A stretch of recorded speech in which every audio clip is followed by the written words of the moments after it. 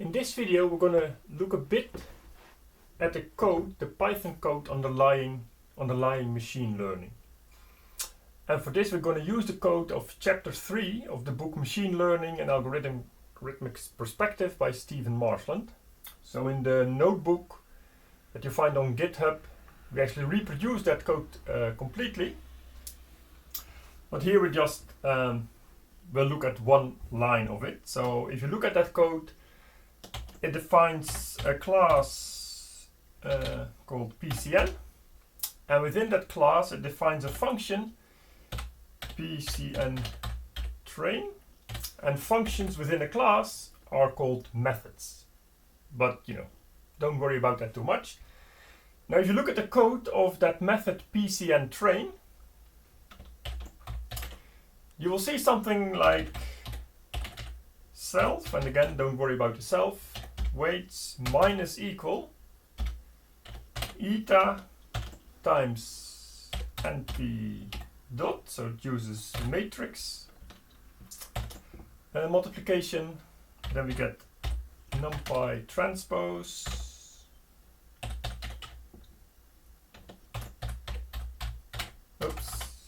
inputs, and we multiply that with self activations, so that's something that's defined within the class minus the targets. Yeah, so this is basically the main code that updates the weights that we have in our neural network to get the new version of the weights. And just to do this in terms of math, basically what it says is, if I have a weight W0, what I'm going to do is I'm going to take that weight W0 and I'm just going to subtract something. That's what this minus s equal to means. So if in Python you see minus equal to, which is what it means is it says weights is weights minus. So that's what we do here as well. So we have W0 equals W0 minus eta, which you call the learning rate, hat t minus t times x. So basically what we get is we update the weight W0 by subtracting eta, which is the learning rate. So that says how fast we're adapting the weight to misclassification. And the misclassification part you can see here. So here we have t hat, this is our prediction of the target, minus t, which is the actual target. So we take our mistake in predicting and we multiply it by the value of x, by the value of the input. Yeah, so that these are the inputs, and t hat minus t is the part self-activations minus targets. Yeah, so you can see in this equation why it's important that x is actually normalized.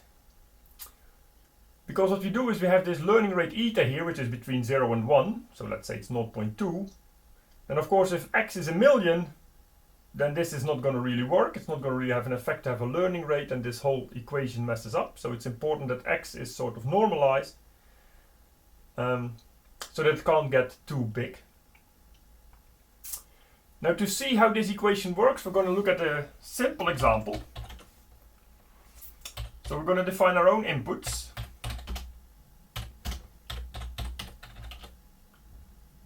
So it's going to be a numpy array of 4 points. So the first point is 0.0. The second point is 1.0. The third point is 0.1, and then finally we have the point 1.1. So these are our inputs, and then we have targets. So these are the values that belong to those inputs. So these are numpy array. So the first target, oops, I need another, is 0. The second target is going to be 1, the third target is going to be 1, and the final target is going to be 1 as well. Yes, we have 4 points and we need to classify them. We need to classify them in such a way that the first point, which has target 0, is on one side of the line that we're going to use. And all the other points which have targets equal to 1 should all be on the other side of the line. So we're going to color the points with their target to make it easy to understand what's going on. I'm going to use some labels to make it easy to refer to the points. So we have label A, label B, label C, and finally D. So these are my labels. So now we're gonna, for I, in range, so the range is going to be the length of the target vector. And I'm going to add the colors, so I get color append. And we're going to use red for label 0. I'm going to use blue for label 1. So we get targets I 0. So play around with these indices on targets just to see what's going on here. So what the targets I and then 0, what it actually does. I think I have my parentheses right now, yes. And we're going to add annotations, plt annotate. So I'm going to use the labels that are defined. And I'm going to put them, I don't want them exactly on the point because then it's hard to read. So we're going to use 0.9 times the value of the inputs. Yes, oops, inputs I. So these are the coordinates in x, y space. And then we're going to pull them to the middle a bit to make sure that's easy to read. Again, play around with this code if you don't quite get what it does. So the middle is going to be 0.5. 0.5. So that's the annotation. So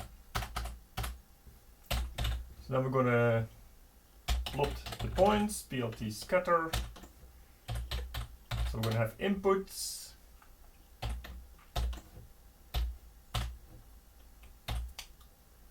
Zero, and then we're going to have for the y coordinates the inputs 1. And we're going to have color is equal to colors to make sure that the different labels translate into different colors. So I'm going to have plt x label, which is going to be x. Again, I'm using latex, so that's why it's between $signs, plt y label. So it's y.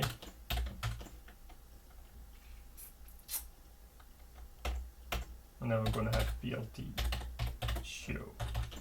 So let's see why we did get that. No, we didn't get any errors, so that works.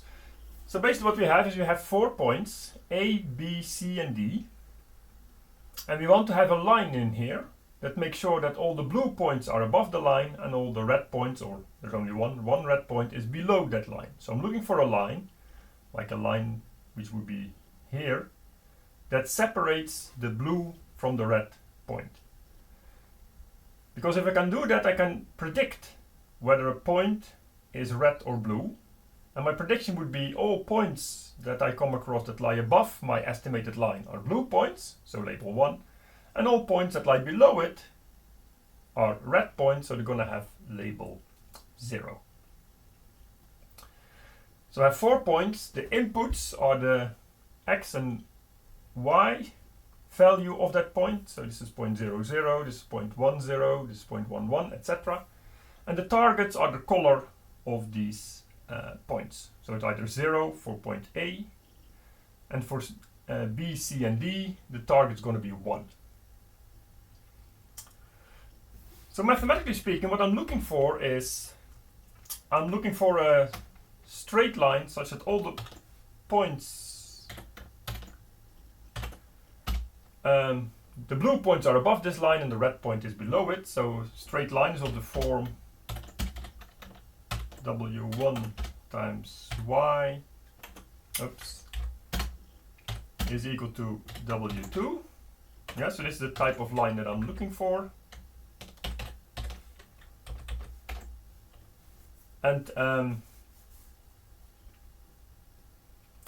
to make it a bit easier to think about this, let's write it as would you normally write it. So it's function y is equal to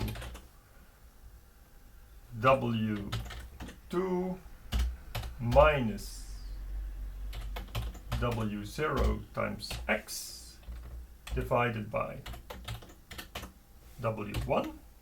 Yeah, so this is the way I'm going to think about the line.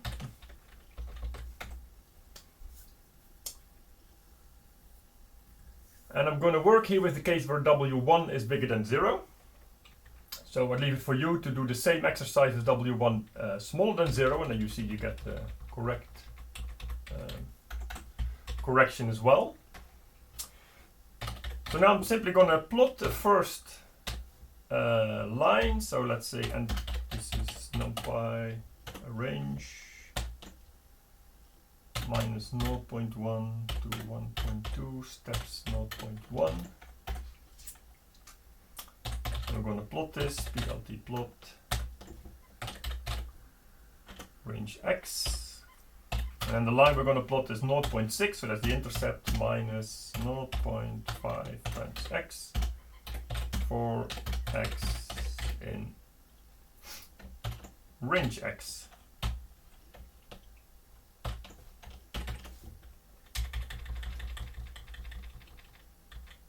So our prediction, so our straight line that you can see here at the moment is this one over here, this blue line. So it almost gets things right. So A is correctly classified as having label 0. And C and D are correctly classified as having label 1 because they're above that line. The problem is actually point B, which is incorrectly classified in this example. Yeah, because B is below the line, so I think the prediction is that it has label 0, well actually it has label 1. So how does our equation that updates W0 work in this case? So if we apply the equation that we had above, we get W0 equals W0 minus eta, which is our learning rate. Our predicted target is 0 for point B. But actually the target for point B is 1. And I have to multiply it by x, so I have to multiply it by 1 in this case.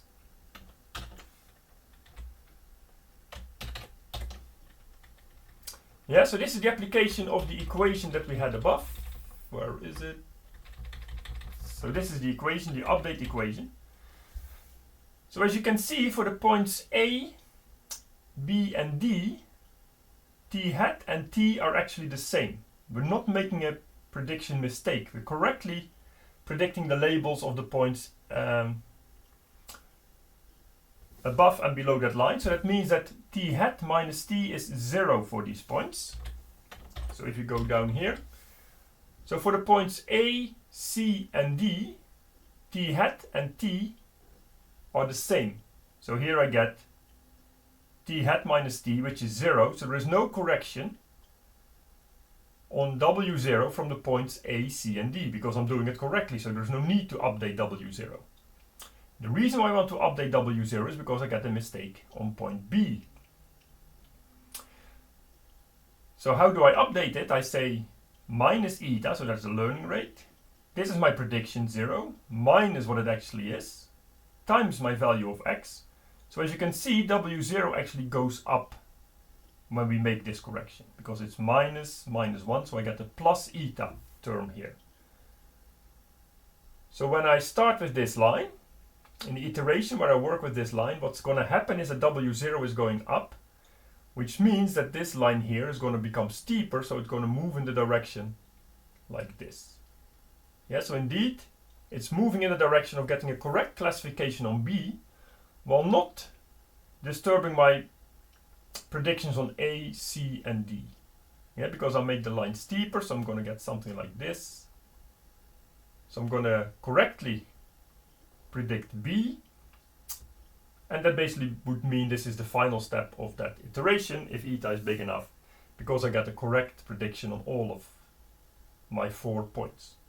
Of course, if eta is small, I may have a correction but still misclassify B, then I have to do it again.